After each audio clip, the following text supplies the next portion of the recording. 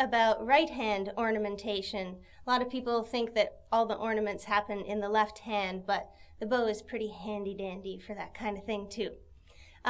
So something that's really fun to try is a cut or a bowed triplet. I find it easiest to slur into one, first of all, and then all it is 3 quick separate notes.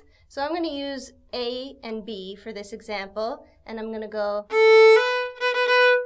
so I'm going down, down, and then starting my cut on the up. And just practice increasing your speed.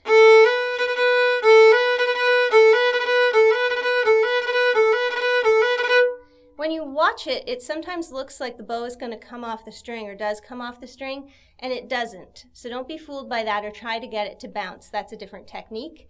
This is staying on the string. Some people find it easier to think of it coming from the wrist. I tend to think of staying stiff and having it come from up higher in my arm. But you can play around with that and see what feels best for you. Another really fun thing is called a ghost note, or at least that's what I call it. Basically, it gives you a little lift. It's kind of a syncopation while you're playing. And all it is a silent down bow that happens between 2 up bows.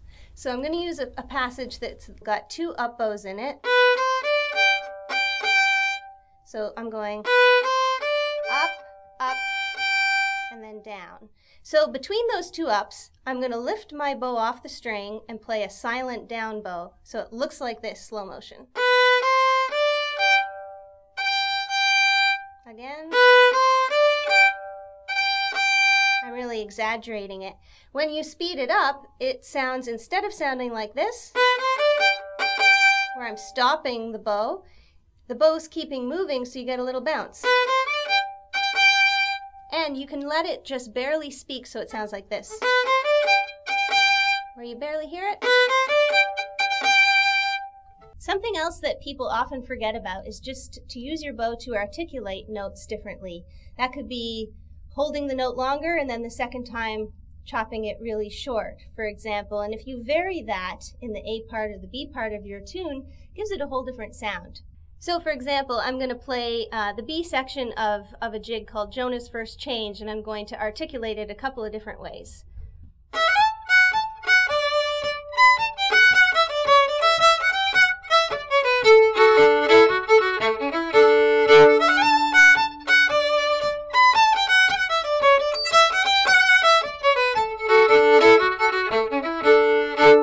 So it just gives you 2 different feels. Also, I try to practice different bowing patterns so that I'm bowing a passage maybe 5 different ways in one tune. And the easiest way to do that is just to practice your scales and practice in as many different combinations as you can think of. So you start separate, then practice 1 down, 2 up. And then practice 3 down, 2 separate.